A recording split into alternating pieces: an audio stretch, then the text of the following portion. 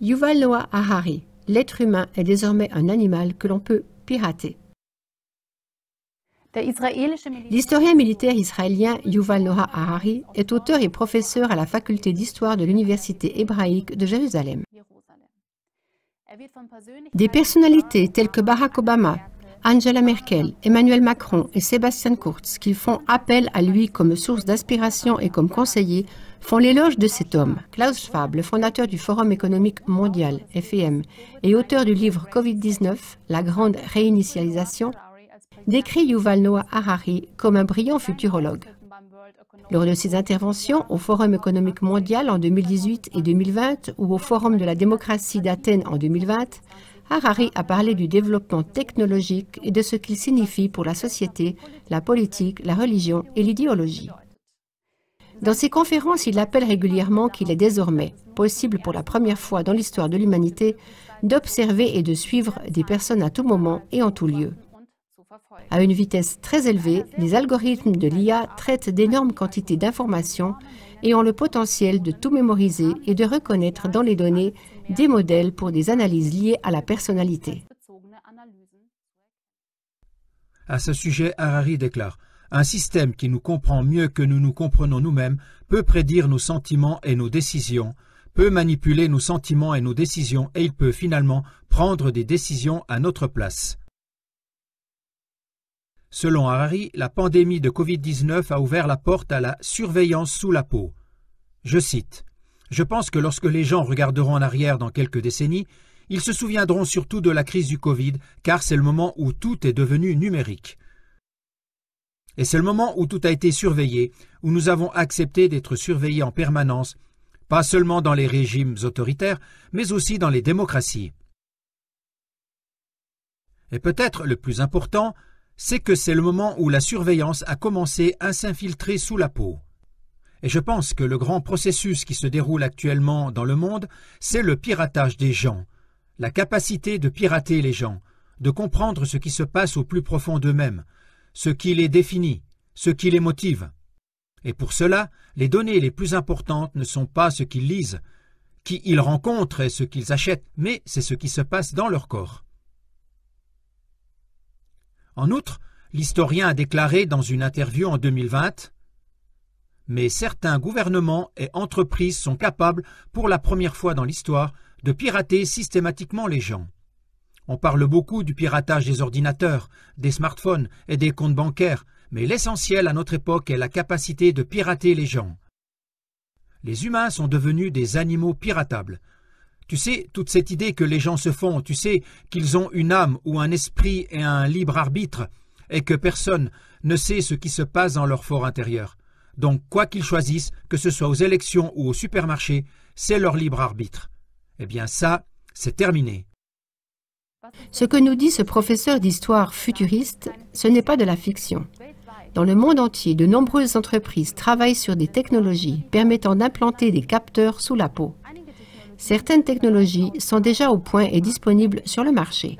Elles visent entre autres à guérir des maladies, augmenter les capacités de l'homme ou tout simplement à rendre la vie plus confortable. L'éventail est large. L'entreprise anglo-polonaise Walletmore, par exemple, propose depuis l'année dernière des puces de paiement implantables. Celles-ci peuvent être injectées sous la peau et sont, selon Walletmore, autorisées par les autorités et fonctionnent partout où les paiements sans contact sont acceptés. Les gens utilisent de minuscules implants de micropuces pour déverrouiller leur vélo, pour remplacer la clé de leur maison ou pour entrer dans leur bureau.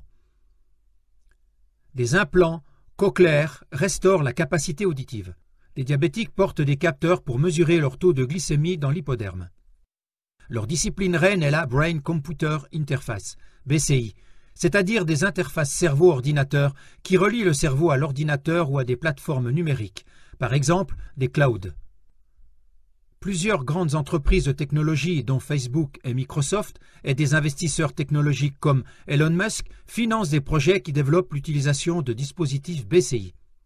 Les agences gouvernementales américaines étudient également les applications de cette technologie pour créer des super-soldats capables de communiquer entre eux par télépathie ou de contrôler des essaims de drones par la pensée. Des chercheurs de l'université de Stanford ont couplé un logiciel d'intelligence artificielle à un dispositif BCI implanté dans le cerveau d'un homme souffrant d'une paralysie totale du corps.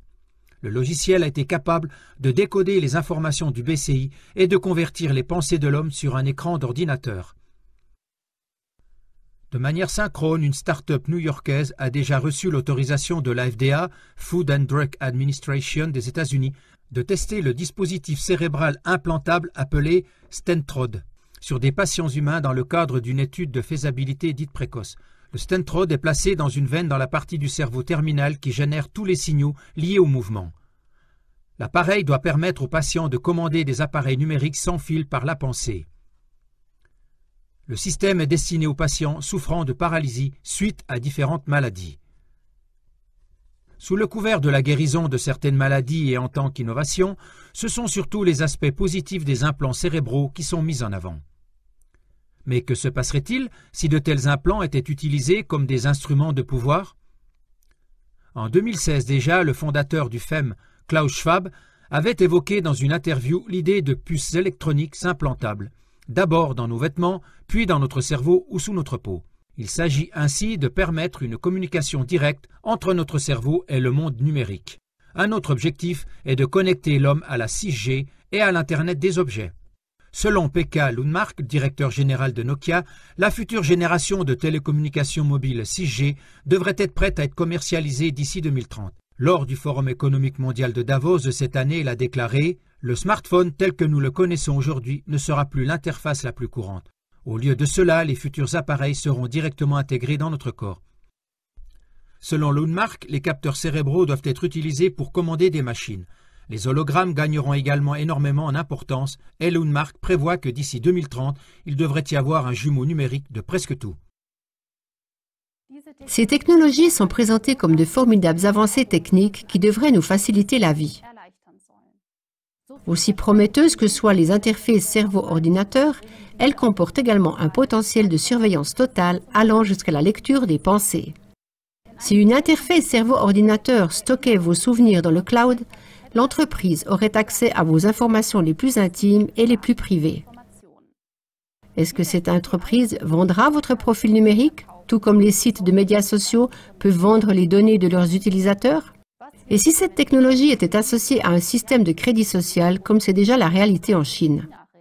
En effet, de nombreux États sont favorables au système de crédit social chinois ainsi qu'à une identité numérique unique. Récemment, on a appris qu'un projet pilote Smart City Valit sera lancé à Bologne, en Italie, à partir de l'automne. Il s'agit du premier système de crédit social sur le sol européen. Un comportement vertueux rapporte des points et peut être échangé contre des récompenses. En Chine, un mauvais comportement est également sanctionné en conséquence. Le biotechnologue Marcus Schmidt se penche sur les raisons pour lesquelles nous, les humains, fusionnons de plus en plus avec la technologie et sur ce qui attend l'homme lorsqu'il sera connecté à l'Internet des objets. Il travaille avec d'autres scientifiques sur le projet de recherche international Future Body. Dans une interview accordée au quotidien Berliner Zeitung, le scientifique s'est exprimé à ce sujet comme suit. La neurotechnologie englobe différentes technologies et processus qui interagissent directement avec notre système nerveux, par exemple par des brain-computer interfaces, c'est-à-dire des interfaces cerveau-ordinateur. Il s'agit par exemple de l'Internet of Living Things, avec lequel le cerveau doit être relié au réseau, ou d'implants dans le corps qui permettent d'acquérir de nouveaux sens. Pour l'instant, la neurotechnologie concerne encore les personnes malades ou handicapées. Mais l'optimisation se poursuit et bientôt, les personnes en bonne santé pourront également utiliser ces technologies. On n'est bien sûr pas obligé de suivre cette tendance, mais ça devient de plus en plus difficile. Si on pense aujourd'hui à ce que serait la vie sans téléphone, sans ordinateur et sans compte bancaire, on se rend compte à quel point nous en sommes dépendants. Et cela se poursuivra à l'avenir. À partir d'un certain point, il est presque impossible de ne pas y participer. Sans puce cérébrale, on devient un être humain de seconde classe, même si on est en bonne santé.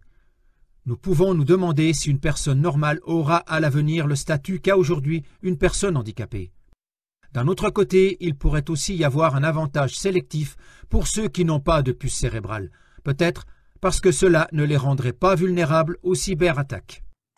Des cyberattaques terroristes contre le corps humain ou même une répression ciblée par le gouvernement? Cela fait écho à ce que le scientifique israélien Harari a annoncé, à savoir que nous, les humains, sommes des animaux piratables sans libre arbitre. Mais chaque individu détermine par son comportement de consommation si ces technologies et produits disparaîtront du marché par manque de demande. Participez vous aussi à la diffusion de ces informations. Ne nous laissons pas aveugler par les arguments des stratèges mondiaux et regardons aussi le revers de la médaille qu'apporte le progrès technologique. Car notre existence humaine va bien au-delà de notre existence rationnelle.